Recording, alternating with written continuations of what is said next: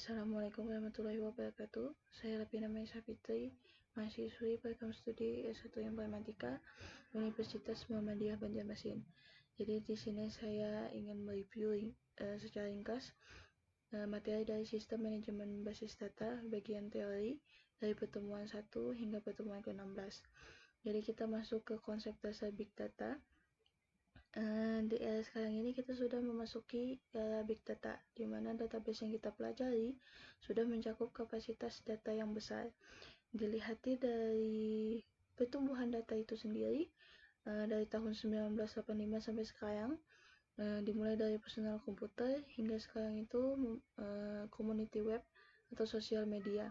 Jadi komputer, alat komunikasi, perangkat multimedia, dan teknologi database itu merupakan hal yang saling berkolaborasi dan perkembangannya juga sangat cepat.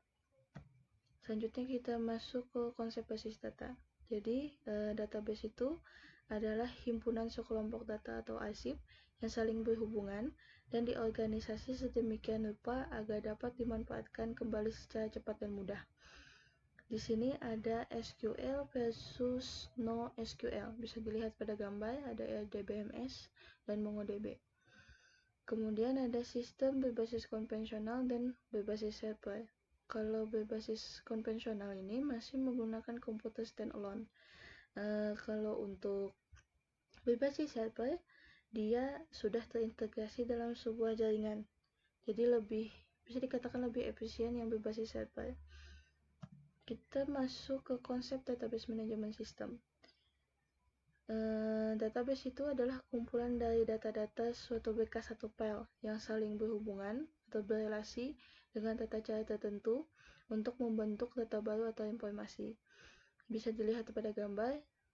Gambar merupakan hierarki DBMS. Selanjutnya adalah representasi data dalam tabel. Sistem database itu merupakan perpaduan antara database dan sistem manajemennya.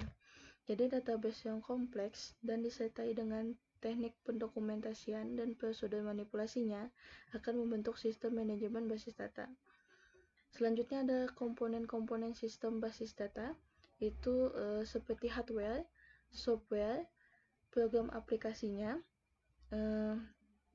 database-nya, kemudian ada user-nya.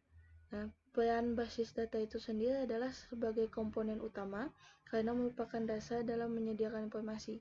Kemudian dia juga menentukan kualitas informasi yang cepat, akurat, dan relevan.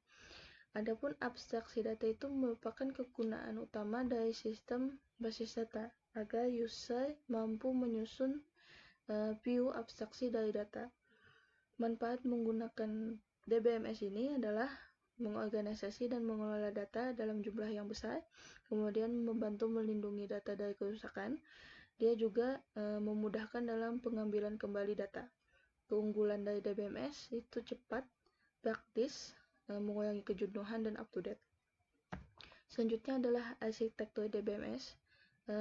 Pada hal ini terdapat karakteristik sistem database, yaitu merupakan kumpulan data yang disimpan bersama tanpa mengganggu satu sama lain. Dia juga dapat digunakan oleh program aplikasi secara optimal. Dia dapat ditambah, dimodifikasi, dan diambil kembali. Untuk lingkungan DBMS itu adalah komponen perangkat lunak yang membentuk sistem manajemen basis data. Dia juga berinteraksi dengan sistem manajemen basis data dan utilitas. Selanjutnya ada sistem basis data terdistribusi. Di sini ada ilustrasi basis data terdistribusi. Di sini juga ada ilustrasi hardware yang digunakan dan ilustrasi jaringan yang terhubung ke internet. Selanjutnya ada desain rancangan RDBMS. Seperti sudah saya sebutkan, komponen basis data itu ada database, hardware, software, user, dan operating systemnya. Untuk komponen lingkungan database itu seperti tools, user interface, application program, database, dan repository.